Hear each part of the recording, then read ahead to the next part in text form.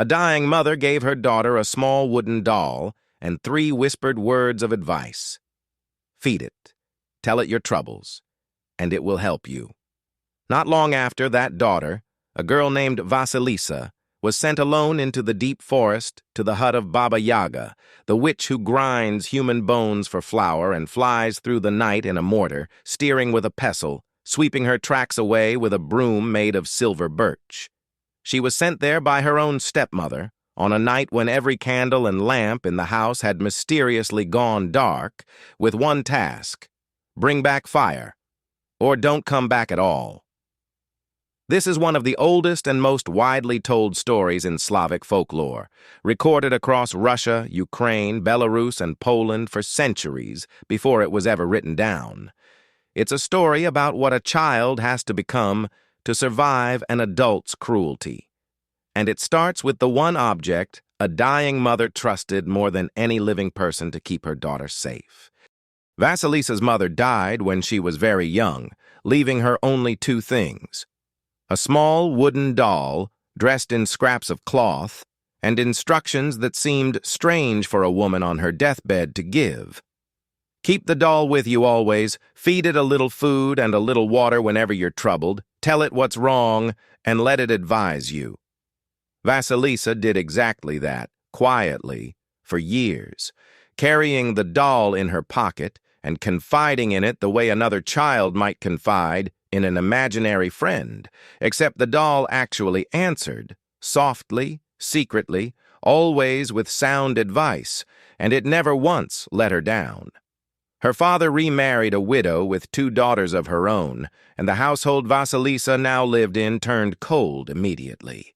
Her stepmother resented how much prettier and more capable Vasilisa was than either of her own daughters, and set out to make her life miserable, giving her the hardest, dirtiest, most exhausting chores in the household: hauling water, chopping wood, cooking, cleaning, spinning thread late into the night, while her stepsisters did as little as they could get away with.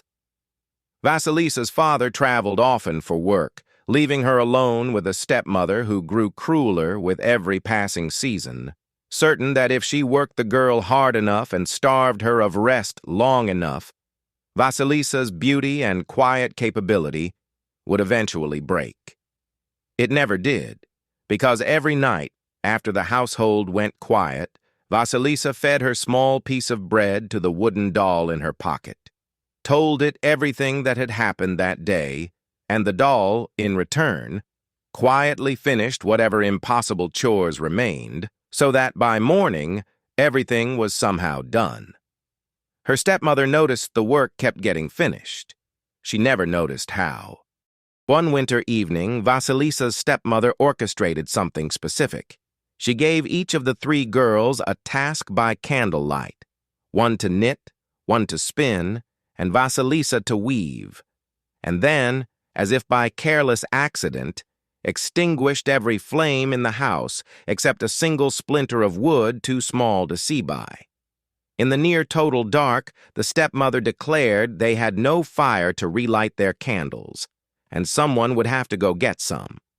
Vasilisa's stepsisters immediately refused. Vasilisa was sent, pushed out the door into the winter forest with no light of her own, told plainly that if she failed or didn't come back, no one would miss her. There was only one place in that forest known to have fire burning at night: the hut of Baba Yaga. Everyone in the village knew enough to stay away from it. The witch who ground human bones, whose hut stood on giant chicken legs and turned in place to face whichever direction it pleased, surrounded by a fence made entirely of human skulls, their eye sockets glowing faintly at night, with not a single gate. Vasilisa walked into the deepening dark, terrified, quietly feeding her doll and asking what to do at every turn. Along the way, she passed 3 horsemen in quick succession, one in white, astride a white horse, at dawn's first light, one in red, astride a red horse, as the sun rose in full. And as she reached Baba Yaga's clearing at dusk, one in black astride a black horse, who rode straight into the fence of skulls and vanished. The moment his hoofbeats faded, night fell completely.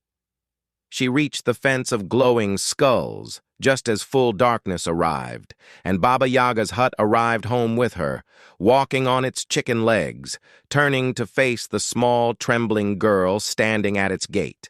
A voice, old, amused, hungry, called out from inside, asking who was there and why. Vasilisa, doll clutched tight in her pocket, answered.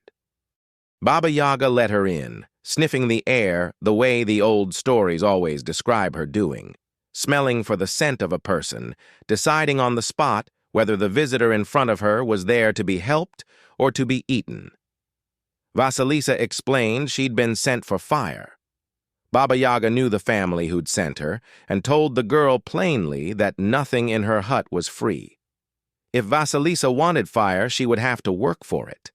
The tasks Baba Yaga assigned were designed to be impossible in the time given, sort a towering mixed pile of grain into wheat and chaff before morning, separate an entire barrel of poppy seeds from the dirt they'd been mixed with, grain by grain, cook enough food for the whole household from what little was in the larder. All before sunrise, with the clear implication that failure meant she'd become the next thing in Baba Yaga's cooking pot. Left alone, exhausted, and certain she couldn't possibly finish, Vasilisa did what she always did, fed her doll the last of her bread, told it everything, and asked for help. And the doll, as it always had, quietly did the impossible while Vasilisa slept. By the time Baba Yaga returned each morning, every grain was sorted, every seed separated, every task finished exactly as demanded, with no explanation Vasilisa could give. Baba Yaga grew suspicious rather than satisfied. Impossible chores finishing perfectly wasn't a good sign for a witch who prided herself on being impossible to satisfy. She asked Vasilisa how she managed it. Vasilisa carefully said only that she had her mother's blessing, true enough not to be a lie, vague enough to reveal nothing about the doll. Baba Yaga also allowed Vasilisa one question each day, warning her that questions about things outside the hut were safe, but questions about things inside it were not. Vasilisa asked about the three horsemen, white, red, and black, and Baba Yaga answered plainly, her day, her sun, and her night, loyal servants all. But when Vasilisa noticed a set of disembodied hands serving Baba Yaga her meals, moving on their own with no arms attached, she remembered the warning and said nothing, asked nothing. Baba Yaga, watching her hold back the one question that would have cost her everything, decided the girl was too clever and too careful to be worth keeping. After 3 days of impossible chores completed and one dangerous question wisely never asked, Baba Yaga made her decision. Vasilisa had earned her fire and would be sent home with it, but not gently. Baba Yaga took one of the glowing skulls from her fence, its eye sockets burning like coals, mounted it on a stick, and handed it to Vasilisa with an instruction that sounded almost like a warning. Take it to light your stepmother and stepsister's way, since that's what they wanted it for. Vasilisa carried the skull through the forest, its burning eyes lighting her path home, uneasy about what exactly she was bringing back with her, but too relieved to be leaving Baba Yaga's hut alive to question it further. She reached her father's house to find her stepmother, and stepsisters had failed to relight a single candle in the entire time she'd been gone, sitting in the same enforced darkness they'd sent her into the forest to fix. When Vasilisa arrived carrying the skull's burning light, the household finally had fire again, except the skull's eyes didn't behave like an ordinary flame. They followed the stepmother and stepsisters as they moved through the house, tracking them from room to room, growing hotter and brighter the longer they lingered nearby, as though the fire itself remembered exactly who had sent a child into a witch's hut, hoping she wouldn't come back, and had opinions about it. By morning, The skull's burning gaze had reduced Vasilisa's stepmother and stepsisters to ash. Nothing left of the household that had starved and overworked her for years, except a girl standing alone in a house that finally belonged to no one but her. Vasilisa buried the skull in the ground outside, its fire finally spent, and left the house behind for good, taking only her doll. She was eventually taken in by an old woman in a nearby town, where she turned out to have a genuine gift for spinning and weaving, cloth so fine, so evenly threaded, that it was said no ordinary loom could have produced it. Word of the weaving reached the royal court, and eventually reached the Tsar himself, who asked to meet the woman whose hands had made it.